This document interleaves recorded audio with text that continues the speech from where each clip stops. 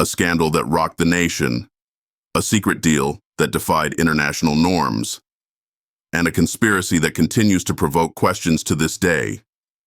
This is the story of the Iran-Contra Affair. Imagine a world on the brink of chaos, where a complex web of political intrigue, covert operations, and high-stakes negotiations underpins every move made on the global stage. The year is 1985.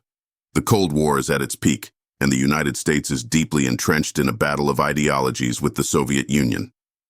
Against this backdrop, President Ronald Reagan and his administration are determined to assert American dominance and prevent the spread of communism by any means necessary.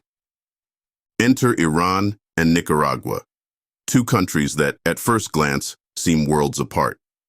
Iran is embroiled in a brutal and protracted conflict with its neighbor, Iraq. The Iran-Iraq War has ravaged the region, creating a desperate and volatile situation.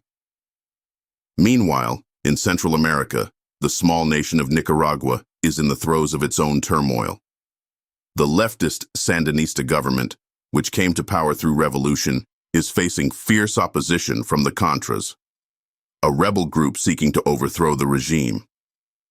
The Reagan administration views the Sandinistas as a significant threat, perceiving them as a conduit for Soviet influence in the Western Hemisphere. To fully grasp the gravity of what unfolded in the Iran-Contra Affair, we must first understand the key players involved. At the helm is President Ronald Reagan, a charismatic leader whose strong anti-communist stance defined much of his foreign policy. Reagan, driven by a conviction that the United States must take an aggressive stance against communism, saw the Contras as essential allies in this ideological battle. His administration was willing to go to great lengths to support them, even if it meant bending the rules. But Reagan was not acting alone. His vision was brought to life by a cadre of dedicated and sometimes zealous officials. Chief among them was Lieutenant Colonel Oliver North, a Marine Corps officer who became the public face of the scandal. North was a key figure in the National Security Council, where he played a central role in the covert operations that would eventually come to light.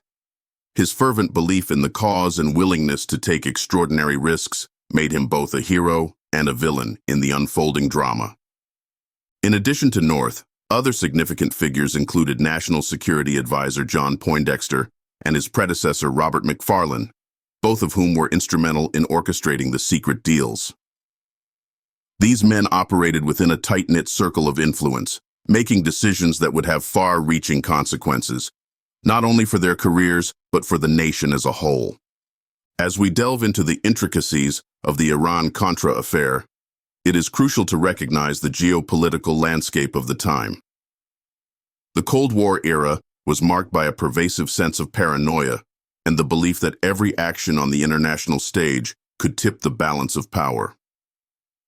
In this context, the Reagan administration's actions were driven by a deep-seated fear of losing ground to the Soviet Union. This fear justified, in their minds, the use of covert operations and clandestine dealings to achieve their goals. The story of the Iran-Contra Affair is not just a tale of political maneuvering. It is a narrative of moral ambiguity, where the lines between right and wrong became increasingly blurred. The decisions made by Reagan and his inner circle were fraught with ethical dilemmas and legal risks. They operated in a gray area, pushing the boundaries of what was acceptable in the pursuit of what they believed was a noble cause. As we embark on this journey through one of the most controversial chapters in modern American history, we will uncover the secrets and lies that define the Iran-Contra Affair. We will hear from those who were at the heart of the operation, as well as from the journalists and investigators who worked tirelessly to bring the truth to light. Through their stories, we will explore the profound impact this scandal had on the American political landscape and its enduring legacy. Stay with us as we unravel the threads of this complex and compelling tale. The Iran-Contra Affair is more than just a historical footnote. It is a stark reminder of the lengths to which those in power will go to achieve their objectives and the enduring consequences of their actions. This is a story of intrigue, deception, and ultimately, a quest for accountability in the corridors of power. The events that unfolded during the Iran-Contra Affair are a testament to the unpredictable and often perilous nature of international politics. The secret deals and covert operations carried out by the Reagan administration were not isolated incidents, but rather part of a larger strategy aimed at maintaining American hegemony in a world teetering on the brink of conflict. As we move forward, we will delve deeper into the specific actions taken by the key players, examining their motivations and the intricate web of connections that facilitated one of the most audacious and controversial operations in U.S. history. From the halls of the White House to the battlefields of Nicaragua, the Iran-Contra Affair is a story that continues to captivate and provoke, challenging our understanding of governance, power, and the delicate balance between security and morality. Join us as we uncover the truth behind the Iran-Contra Affair, a scandal that not only rocked the nation, but also left an indelible mark on the American conscience. Through a meticulous examination of facts, witness testimonies, and the enduring questions that remain, we aim to shed light on the complex and often shadowy world of international diplomacy and covert operations. The 1980s were a turbulent time in global politics. The Cold War was at its peak, and the United States, under President Ronald Reagan, was determined to thwart communist influence around the world. Central to this mission were two seemingly unrelated countries: Iran, embroiled in a brutal war with Iraq, and Nicaragua, where the leftist Sandinista government faced opposition from the Contras, a rebel group backed by the U.S.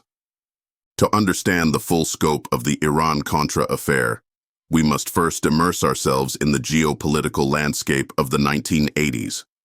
The Cold War, a prolonged period of geopolitical tension between the United States and the Soviet Union, dominated international relations. This ideological battle was characterized by a race for nuclear arms, espionage, and a series of proxy wars where the two superpowers vied for influence and control. It was a time of heightened paranoia and mistrust, where every move on the global chessboard could potentially escalate into a full-blown confrontation. Ronald Reagan, who took office in 1981, was a staunch anti-communist. His administration's foreign policy was heavily influenced by the doctrine of containment, which aimed to prevent the spread of communism to other nations. Reagan's approach was more aggressive than that of his predecessors, reflecting his belief that the United States needed to take a hard stance against the Soviet Union and its allies. This perspective shaped his administration's interactions with countries around the world, leading to a series of bold and often controversial decisions. One of the key flashpoints in this ideological struggle was Central America, particularly Nicaragua. In 1979, the Sandinista National Liberation Front, a Marxist-Leninist group, overthrew the Somoza dictatorship and established a socialist government. The Sandinistas' rise to power was seen as a direct threat by the Reagan administration, which feared that Nicaragua would become a Soviet outpost in the Western Hemisphere. To counter this perceived threat, the U.S. began supporting the Contras, a rebel group composed of various factions opposed to the Sandinista government. The Contras, whose name derives from the Spanish word for counter-revolutionaries, were a diverse group with differing motivations and backgrounds. They included former members of the National Guard under Somoza, indigenous groups, and disillusioned Sandinistas. Despite their differences, they were united by a common goal: to overthrow the Sandinista government. The Reagan administration viewed the Contras as freedom fighters, essential to maintaining U.S. influence in the region and preventing the spread of communism. Supporting the Contras, however, was fraught with challenges. The U.S. Congress, wary of another Vietnam-like quagmire, passed the Boland Amendment in 1982, which restricted U.S. government assistance to the Contras. This legislation was a significant obstacle for the Reagan administration, which was determined to continue aiding the rebels. The restriction led to a series of covert operations designed to circumvent congressional oversight and continue funding the Contras through alternative means. Simultaneously, on the other side of the world, the Middle East was engulfed in its own conflicts. Iran, under the rule of Ayatollah Khomeini following the 1979 Islamic Revolution, was locked in a devastating war with Iraq. This conflict, known as the Iran-Iraq War, had significant regional and global implications. The U.S. had a complicated relationship with Iran, having previously supported the Shah before his ousting during the revolution. After the revolution, relations soured significantly, especially following the hostage crisis where 52 American diplomats and citizens were held captive for 444 days. Despite this hostility, the Reagan administration saw an opportunity in Iran's desperate need for military supplies. Iran was isolated internationally and facing severe shortages due to an arms embargo. The administration believed that by selling arms to Iran, they could achieve multiple objectives: securing the release of American hostages held by Hezbollah, an Iranian-backed militant group in Lebanon, fostering better relations with Iranian moderates, and generating funds to support the Contras without direct congressional approval. These covert dealings were orchestrated through a complex network of intermediaries, including arms dealers, foreign governments, and private individuals. The process involved secret meetings, coded messages, and financial transactions designed to leave no trace.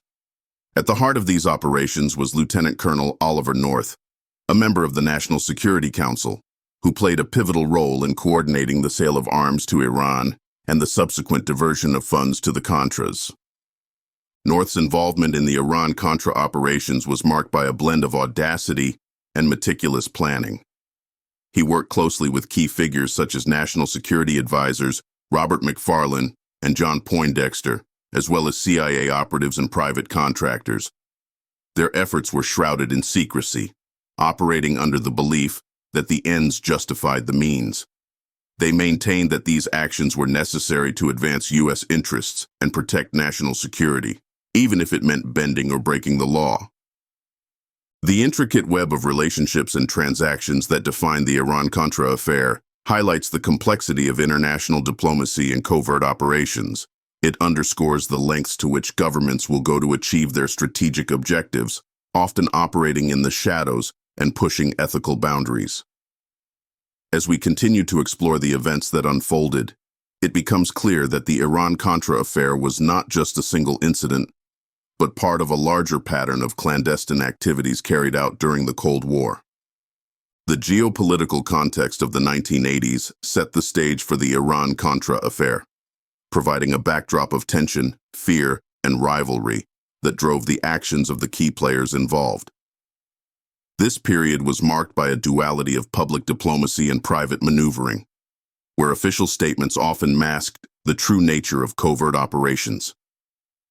The Reagan administration's efforts to counter perceived threats and assert American dominance led to a series of decisions that would ultimately culminate in one of the most controversial and far-reaching scandals in modern U.S. history.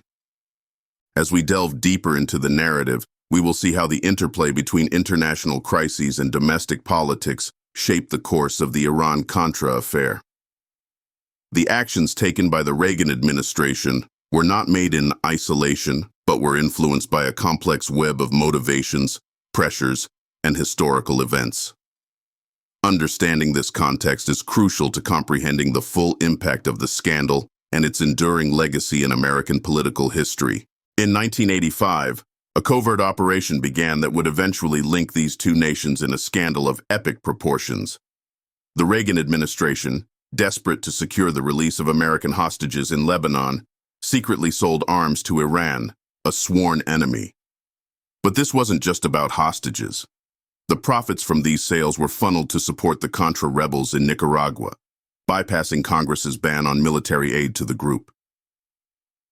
The story of the Iran-Contra Affair is one of secret deals and covert operations that defied both international norms and domestic laws. It began with a seemingly straightforward yet highly controversial objective: to secure the release of American hostages held by Hezbollah in Lebanon. These hostages were pawns in a larger geopolitical game, their freedom a matter of national urgency. President Reagan, deeply committed to bringing them home, authorized a series of clandestine actions that would spiral into a major scandal. The plan was as audacious as it was convoluted. The United States, through intermediaries, would sell arms to Iran, a nation that had been labeled a terrorist state and an avowed enemy since the 1979 Islamic Revolution.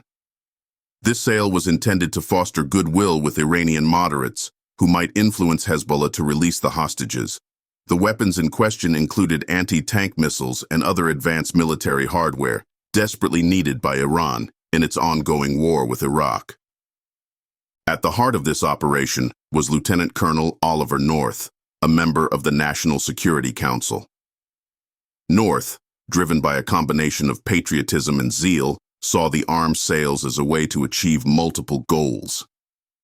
Not only would it potentially secure the hostages' release, but it also provided a means to fund the Contra rebels in Nicaragua. This was crucial, as Congress had passed the Boland Amendment, which explicitly prohibited U.S. military assistance to the Contras. The logistics of the arms sales were intricate and required a network of intermediaries. Israel played a significant role as a conduit for the weapons. The Israelis, who had their own strategic interests in the region, agreed to facilitate the transfer of arms to Iran. In return, the U.S. would replenish Israeli stockpiles. This arrangement allowed the Reagan administration to maintain plausible deniability and keep its direct involvement hidden. The funds generated from these arms sales did not flow back into the U.S. Treasury. Instead, they were diverted to support the Contra rebels. This diversion was orchestrated through a series of covert financial transactions involving offshore accounts and private operatives. North and his associates set up a complex financial infrastructure to ensure that money could be moved without attracting attention. These funds were used to purchase weapons, equipment, and other supplies for the Contras, enabling them to continue their fight against the Sandinista government. This operation was shrouded in secrecy, involving only a small circle of trusted individuals within the government. National Security Advisor Robert McFarlane and his successor John Poindexter were key figures in the planning and execution of the scheme. They operated under the principle that the end justified the means, believing that their actions were in the best interest of national security and geopolitical stability.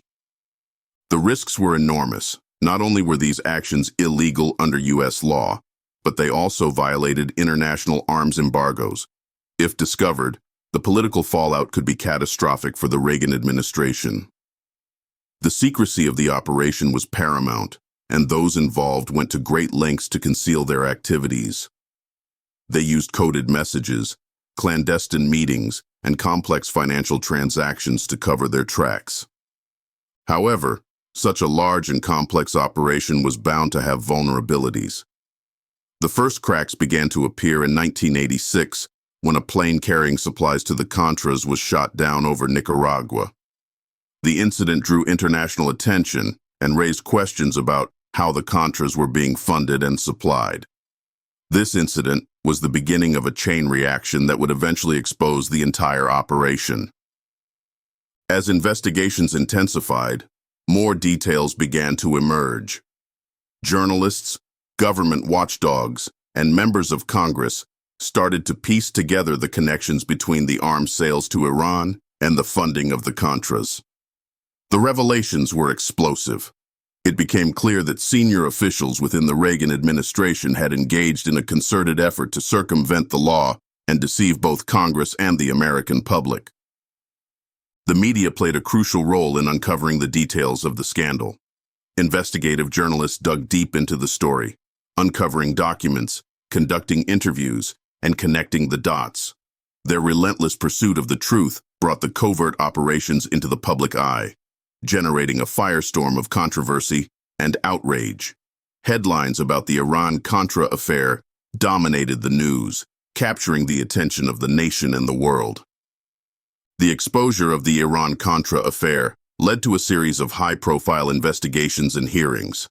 Congress launched a comprehensive inquiry with televised hearings that captivated the public. Key figures, including Oliver North, were called to testify. North's testimony was particularly dramatic, as he openly admitted to his role in the operation, defending his actions as necessary and patriotic. His appearance, in full military uniform, became an iconic moment, symbolizing the clash between duty and legality. As the hearings progressed, the extent of the deception became clearer. Documents were revealed that detailed the inner workings of the operation, including the secret memos and financial records that had facilitated the arms sales and fund diversions. The evidence showed a deliberate and systematic effort to bypass legal constraints and achieve the administration's objectives through covert means. The fallout from the scandal was immense. Several senior officials were indicted and faced legal consequences. Oliver North was convicted on charges related to obstruction of justice and destroying documents, although his convictions were later overturned on appeal. National Security Advisor John Poindexter was also convicted, but his convictions were similarly overturned.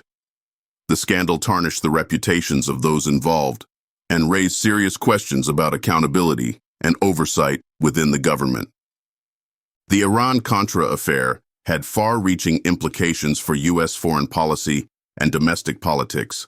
It exposed the vulnerabilities and excesses of covert operations, highlighting the need for greater transparency and oversight. It also underscored the potential dangers of an unchecked executive branch, capable of circumventing the law to pursue its agenda. The scandal left an indelible mark on the American political landscape, serving as a cautionary tale of the perils of secrecy and deception. The narrative of the Iran-Contra Affair is a complex tapestry of ambition, ideology, and ethical ambiguity. It is a story that continues to resonate, offering lessons on the limits of power and the importance of accountability. As we reflect on this chapter in history, we are reminded of the delicate balance between national security and democratic principles, and the enduring need to scrutinize the actions of those who wield power in our name. The covert operation might have remained in the shadows if not for a plane crash in Nicaragua and a Lebanese newspaper expose. These events set off a chain reaction of investigations, media scrutiny, and public outrage. By November 1986, the Iran-Contra Affair was front-page news, shaking the foundations of the Reagan administration. The discovery of the Iran-Contra Affair was set in motion by a series of seemingly unrelated events that gradually exposed the clandestine operations to public scrutiny. One of the key moments that began to unravel the secret dealings was the downing of a supply plane over Nicaragua in October 1986. The plane, piloted by American Eugene Hazenfuss, was carrying military supplies intended for the Contra rebels. When Nicaraguan forces captured Hazenfuss, they also found documents that linked the operation back to the United States government, raising immediate questions about the source of the support for the Contras. Hazenfuss's capture was a significant blow to the covert operations.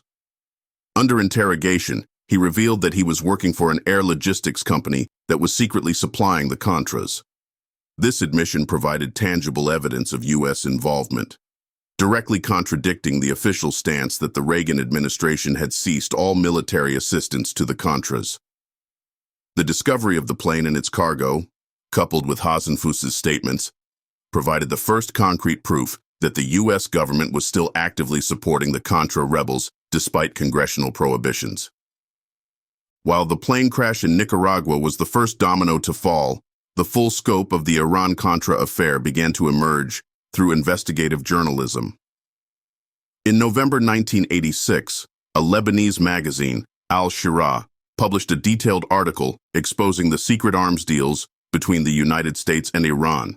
This report, based on information from Iranian sources, revealed that high-ranking officials in the U.S. government had authorized the sale of arms to Iran in exchange for assistance in securing the release of American hostages held in Lebanon.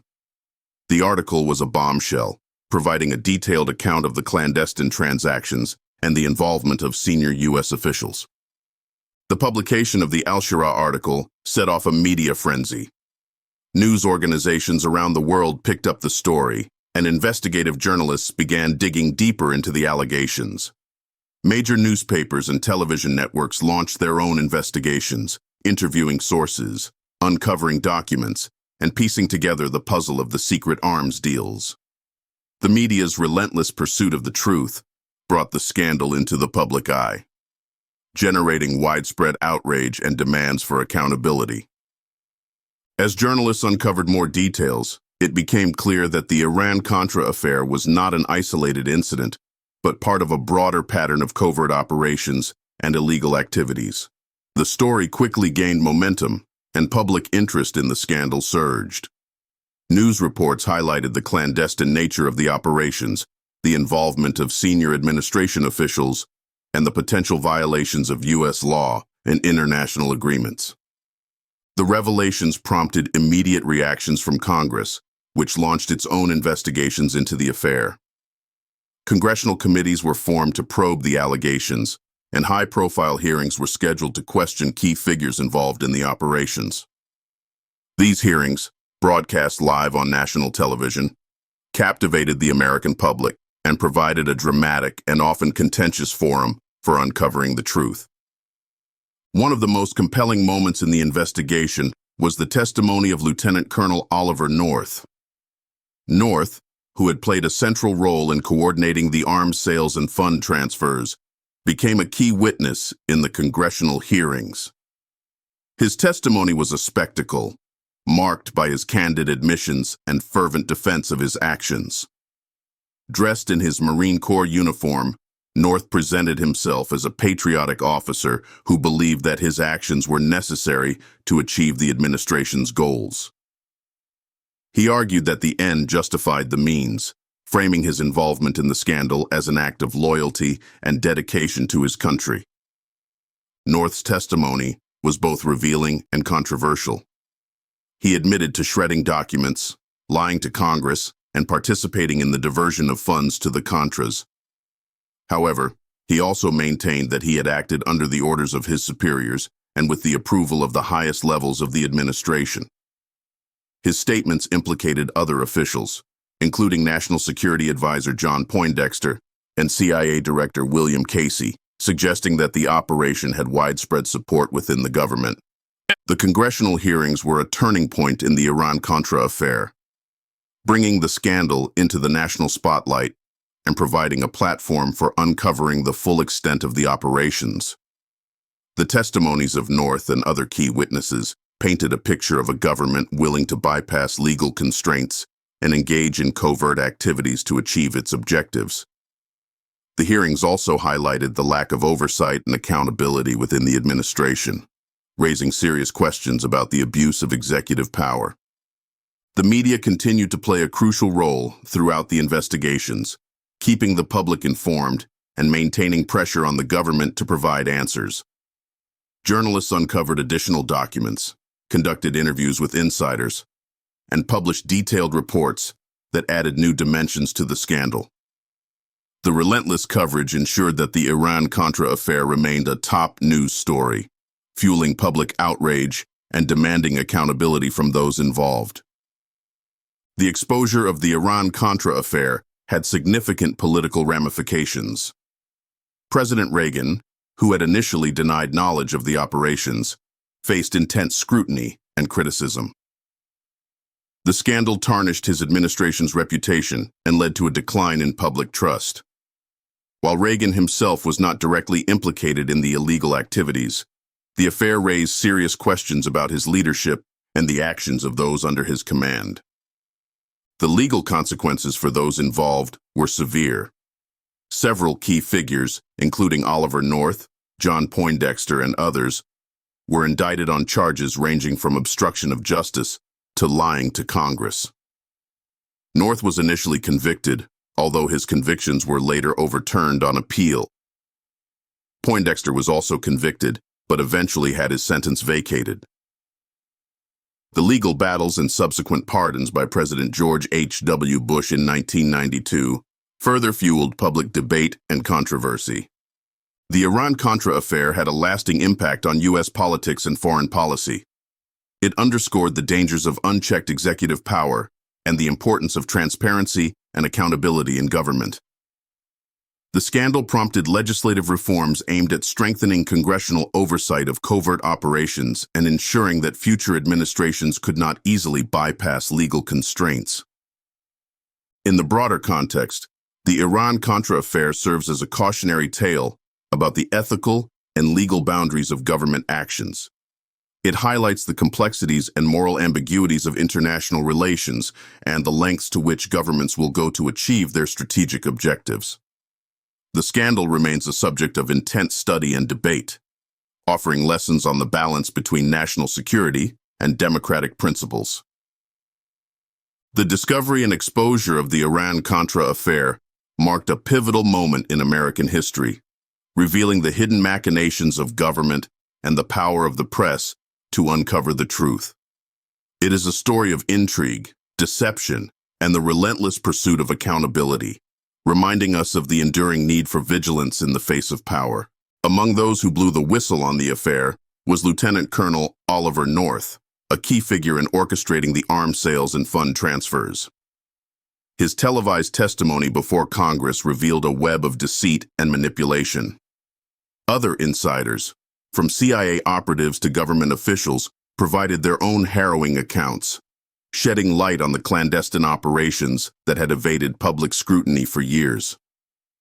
The Iran-Contra Affair might have remained a dark hidden chapter in American history, if not for the courageous actions of several key individuals who chose to speak out, risking their careers and reputations. These whistleblowers and insiders played pivotal roles in bringing the truth to light, their testimonies weaving a complex narrative of intrigue, deception, and ethical dilemmas.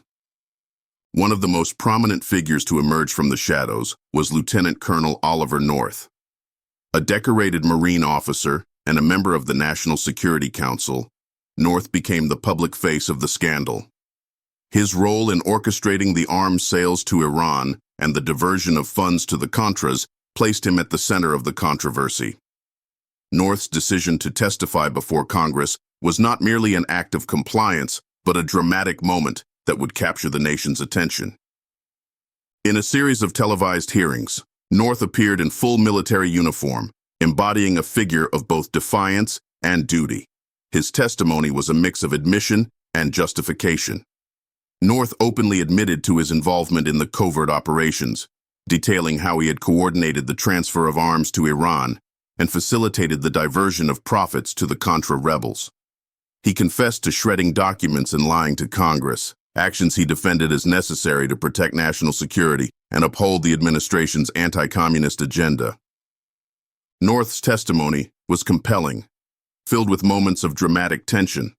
He portrayed himself as a patriot caught in a complex web of high-stakes politics, arguing that his actions, though illegal, were driven by a profound sense of duty to his country. His willingness to take responsibility, coupled with his military bearing, elicited both condemnation and sympathy from the public. North's statements implicated other senior officials, suggesting a widespread conspiracy that reached the highest levels of government. While North was the most visible whistleblower, he was not alone in his revelations. Other insiders came forward, each adding new layers to the unfolding narrative. Robert McFarlane, who served as National Security Advisor before John Poindexter, provided critical insights into the decision-making processes within the Reagan administration. McFarlane's testimony revealed the internal debates and pressures that led to the controversial decisions, painting a picture of an administration willing to push the boundaries of legality to achieve its goals. McFarlane admitted to his involvement in the early stages of the arms for hostages deals and expressed regret over the course of actions taken. His testimony highlighted the ethical conflicts faced by those in power, torn between the imperatives of national security and adherence to the law. McFarlane's insights underscored the complexity of the geopolitical landscape of the time, where the fight against communism often justified extreme measures. John Poindexter, McFarlane's successor, was another key figure whose testimony shed light on the inner workings of the operation. Poindexter, a former Navy admiral, was deeply involved in the day-to-day execution of the covert activities.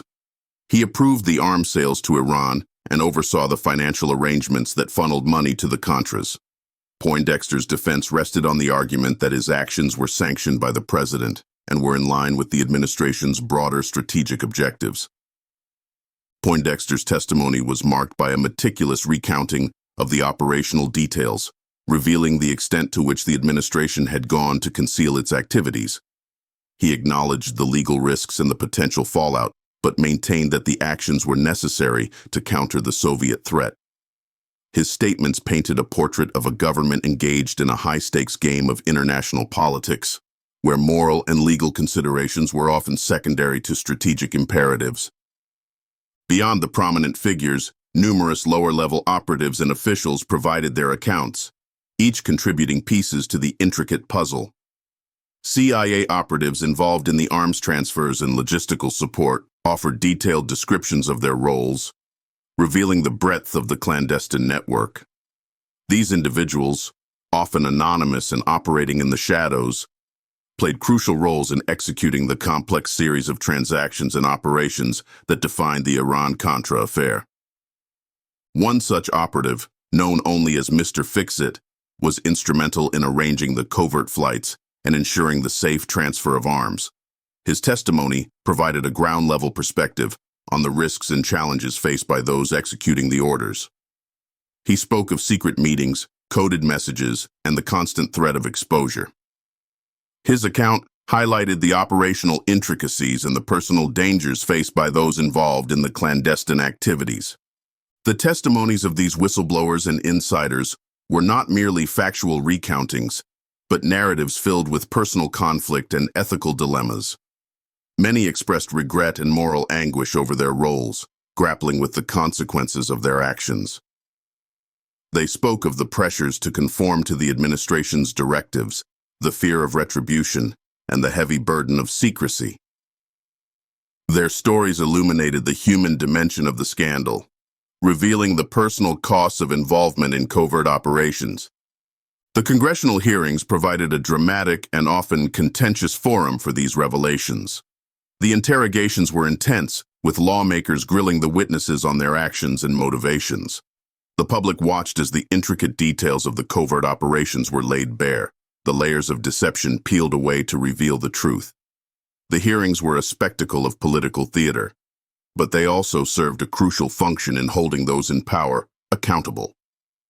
The impact of these testimonies was profound, shaking public confidence in the government and raising serious questions about the abuse of executive power. The revelations prompted widespread outrage and demands for reform. The scandal highlighted the need for greater oversight and transparency in government operations, leading to legislative efforts aimed at preventing similar abuses in the future. In the aftermath of the Iran-Contra Affair, the whistleblowers and insiders faced varying fates. Some, like Oliver North, became controversial public figures, their actions both condemned and defended. North's convictions were later overturned, and he went on to build a career as a political commentator and author. Others, like Robert McFarlane and John Poindexter, saw their careers and reputations irreparably damaged, their involvement in the scandal casting long shadows over their legacies. The Iran-Contra Affair remains a potent reminder of the delicate balance between national security and the rule of law. The testimonies of the whistleblowers and insiders serve as a testament to the courage required to speak out against wrongdoing, even at great personal cost. Their stories are a vital part of the historical record, providing insights into the complexities of governance and the moral challenges faced by those in power. As we reflect on the Iran-Contra Affair, we are reminded of the enduring importance of accountability and transparency in government. The scandal underscores the need for vigilance in the face of power and the critical role of whistleblowers in safeguarding democratic principles. The narratives of those who came forward illuminate the human dimension of political intrigue, offering lessons that remain relevant in the ongoing quest for ethical governance. The fallout from the Iran-Contra Affair was swift and severe. Several key figures faced trials and convictions, although many sentences were later commuted or pardoned. The scandal left an indelible mark on American politics, raising serious questions about executive power, accountability, and the shadowy world of covert operations. The exposure of the Iran-Contra Affair set off a cascade of legal proceedings and political repercussions that reverberated throughout the American political landscape. The affair, with its intricate web of illegal activities, clandestine operations, and high-level deceptions, demanded accountability and justice. The ensuing investigations and trials were not only about uncovering the truth, but also about restoring public trust in the government. One of the first and most significant steps in addressing the scandal was the establishment of a special prosecutor, Lawrence Walsh, to lead the independent counsel investigation. Walsh, a former federal judge and deputy attorney general, was tasked with unraveling the complexities of the affair and pursuing legal action against those responsible. His appointment signaled a serious and determined effort to hold accountable the individuals involved in the illegal activities. The independent counsel's investigation was extensive and exhaustive. Over the course of several years, Walsh and his team conducted hundreds of interviews, reviewed thousands of documents, and built cases against multiple individuals. The investigation revealed the depth and breadth of the conspiracy, implicating senior officials within the Reagan administration and shedding light on the elaborate network of covert operations. Among the most notable figures to face legal consequences was Lieutenant Colonel Oliver North. North was charged with multiple counts, including conspiracy to defraud the United States, obstructing congressional inquiries, and destroying documents. His trial became a focal point of public attention, encapsulating the drama and controversy of the entire affair. North's defense rested on the argument that he was following orders and that his actions, though illegal, were undertaken in the interest of national security. The trial of Oliver North was a spectacle, drawing intense media coverage and public interest. The prosecution presented a detailed case, showcasing evidence of North's involvement in the arms sales to Iran and the diversion of funds to the Contras. They highlighted his role in coordinating the operations, shredding documents, and lying to Congress. The defense, on the other hand, portrayed North as a loyal soldier caught in a complex and morally ambiguous situation. North was ultimately convicted on 3 counts: accepting an illegal gratuity, aiding and abetting in the obstruction of a congressional inquiry, and destroying documents. However, his convictions were later overturned on appeal, primarily due to concerns about the use of his immunized congressional testimony against him.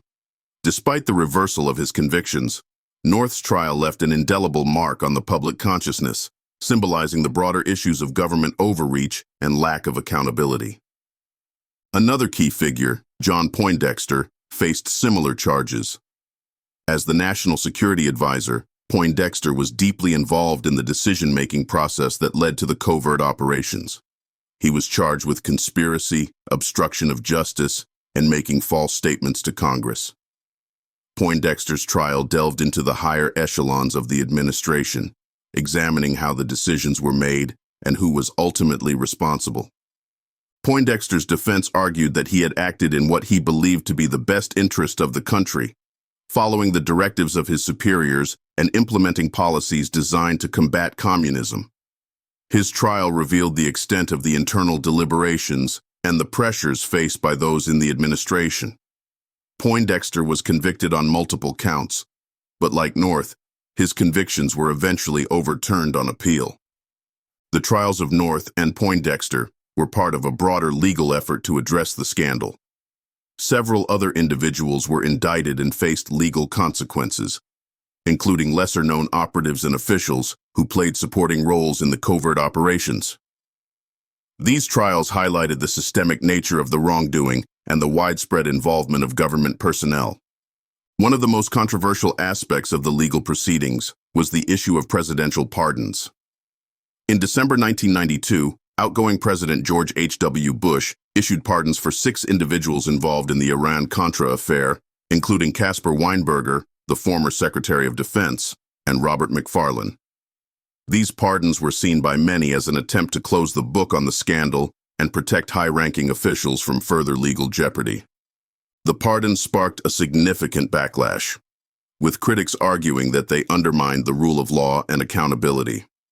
Lawrence Walsh, the special prosecutor, expressed deep frustration, stating that the pardons had effectively short-circuited the judicial process and prevented a full accounting of the affair.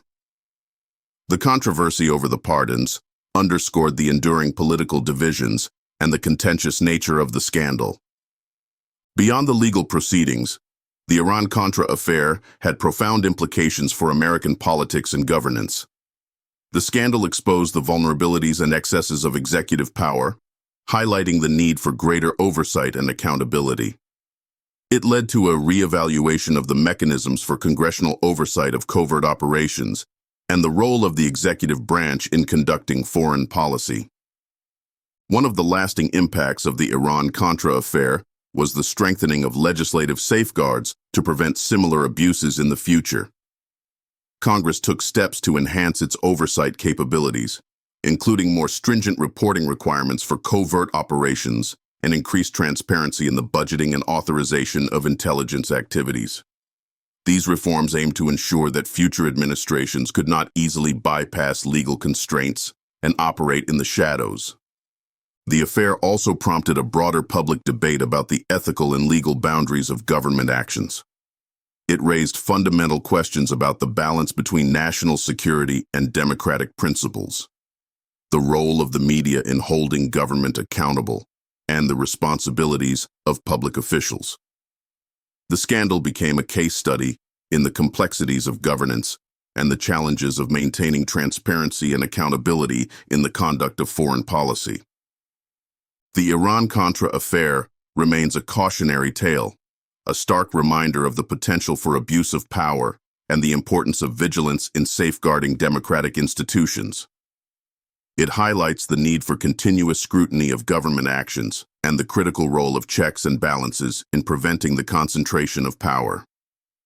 The lessons learned from the affair continue to resonate, informing contemporary discussions about executive authority, congressional oversight, and the ethical dimensions of public service. In reflecting on the Iran-Contra Affair, we are reminded of the delicate and often precarious nature of democracy. The scandal underscores the importance of accountability, transparency, and the rule of law in preserving the integrity of government institutions. It serves as a reminder that the actions of those in power must be subject to scrutiny and that the principles of democracy must be upheld, even in the face of complex and challenging circumstances. The legacy of the Iran-Contra Affair is one of both caution and hope. It cautions against the dangers of unchecked power and the potential for ethical compromises in the pursuit of national objectives. But it also offers hope, demonstrating the resilience of democratic institutions and the enduring power of accountability and justice. As we continue to grapple with the challenges of governance in a complex world, the lessons of the Iran-Contra Affair remain as relevant as ever, guiding us in our ongoing quest to uphold the principles of democracy and the rule of law. Despite extensive investigations, the Iran-Contra Affair remains shrouded in mystery. Some believe there are still hidden truths waiting to be uncovered. How high did the knowledge and approval go? Were there other covert operations linked to this affair? Experts and conspiracy theorists continue to debate these questions, suggesting alternative narratives and unconfirmed connections. The Iran-Contra Affair has left an indelible mark on American history, but its full story remains elusive. Despite multiple investigations and extensive media coverage, many believe that the complete truth has yet to be uncovered. This uncertainty has fueled various conspiracy theories, each attempting to fill the gaps left by official accounts. The nature of these theories, their credibility, and the unanswered questions they address make this chapter a fascinating and essential part of the Iran-Contra narrative. One of the most persistent questions surrounding the Iran-Contra affair is the extent of President Ronald Reagan's knowledge and involvement. Reagan consistently maintained that he was unaware of the details of the operations, especially the diversion of funds to the Contras. However, skeptics argue that it is improbable for such a significant and complex series of operations to have occurred without the president's explicit knowledge and approval. They suggest that Reagan's public denials were part of a deliberate strategy to shield him from legal and political fallout. Supporters of this theory point to several key pieces of evidence. First, they highlight Reagan's strong anti-communist stance and his administration's aggressive foreign policy, which would naturally align with the objectives of the Iran-Contra operations. Second, they reference internal memos and testimonies from officials who suggested that Reagan had been briefed on aspects of the operations, though perhaps not the illegal details. Finally, they consider the pattern of communication between senior officials and Reagan, which they argue indicates a level of awareness inconsistent with his public statements. Another area of speculation centers on Vice President George H.W. Bush. As a former CIA director with extensive experience in intelligence operations, Bush was uniquely positioned within the administration. Critics argue that Bush's background and proximity to the operations make it unlikely that he was unaware of the Iran-Contra activities. Some suggest that Bush played a more active role than has been publicly acknowledged, pointing to his involvement in foreign policy decisions and his statements during the affair. Bush's defenders argue that there is no concrete evidence linking him to the illegal aspects of the operations. However, the secrecy surrounding his vice presidency and his subsequent decision to pardon key figures involved in the scandal have fueled suspicions. These actions are seen by some as efforts to protect himself and others from further scrutiny, leading to ongoing debates about his true level of involvement. The role of the CIA in the Iran-Contra Affair is another focal point for conspiracy theories. The CIA's history of covert operations and its involvement in both Iran and Central America naturally draw attention.